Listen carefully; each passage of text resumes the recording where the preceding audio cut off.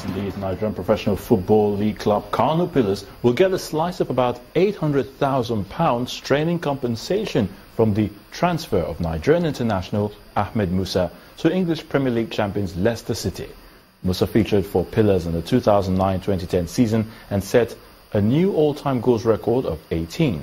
The other beneficiaries from this payout are Ahmed Musa's former clubs Russian champions CSKA Moscow and Dutch club V Venlo.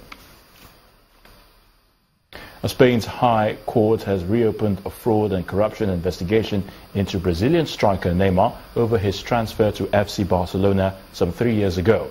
The court had initially dropped the charges against him, his father, agent, including former Barcelona president Sandro Rosell and former Santos president Odilio Rodriguez in July. Both Santos and Barca have come under fire for the way the transfer was handled in 2013, with several investigations carried out in both countries into whether any part of Neymar's fee had been concealed. Serena Williams has withdrawn from next week's Wuhan Open as well as the China Open with a shoulder injury. Serena has been troubled by the problem with her right shoulder since winning Wimbledon. That's her 22nd Grand Slam singles title in July.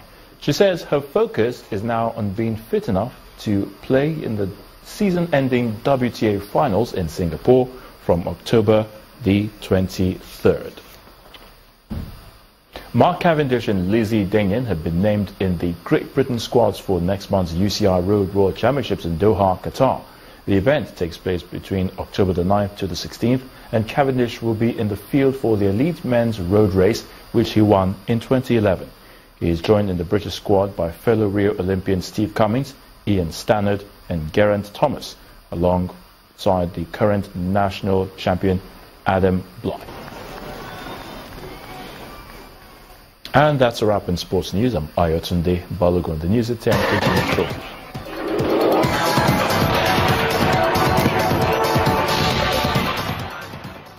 Russia's Foreign Minister Sergei Lavrov has called on his country and the United States to be on the same page to end conflict in Syria.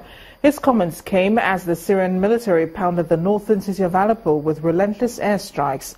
Mr. Lavrov blamed the United States for the failure of the 7-day ceasefire that collapsed on Monday. He said a key condition for the truce was for moderate rebel groups backed by the U.S. to separate themselves from militants, but that the coalition led by the United States, which committed itself to make sure that this separation happens, has not been able to do this. He told of a bleeding Middle East and North Africa, which he said were the result of arrogant attitudes and feelings of infallibility in pushing unilateral and reckless solutions. Authorities have released video showing the moment North Carolina police shot a black man, Keith Scott. In the video, his wife can be heard pleading with officers not to shoot her husband. Rekia Scott can be heard telling her husband to get out of his car as Charlotte police surround him. Mrs. Scott told the officers he does not have a gun. He has a TBI, which is traumatic brain injury. He just took his medicine. Those are her words. Family lawyers have previously said Mrs. Scott suffered head trauma in a car accident last year. And on entertainment news tonight, Joe Ainde's drama Amara is set for its European premiere. Details and more stories from Mayowa Ogundele.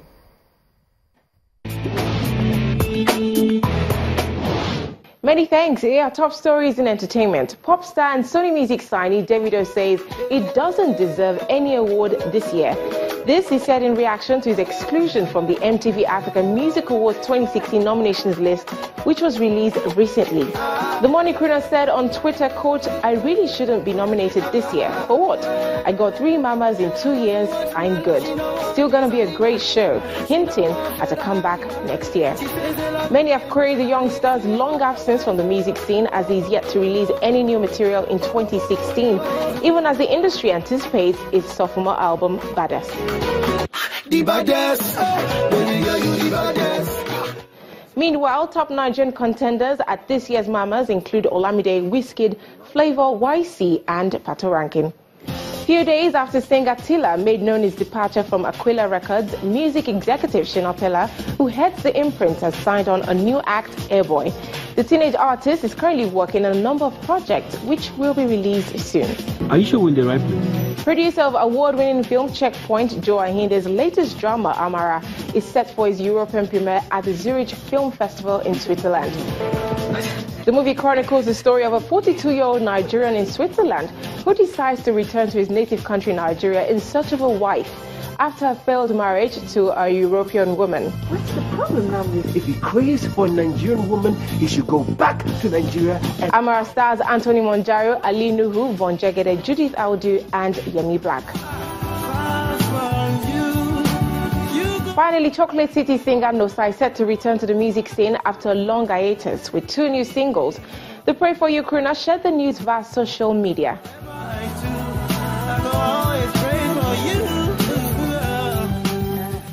Well, that's it. Thank you so much for watching. The main news returns shortly.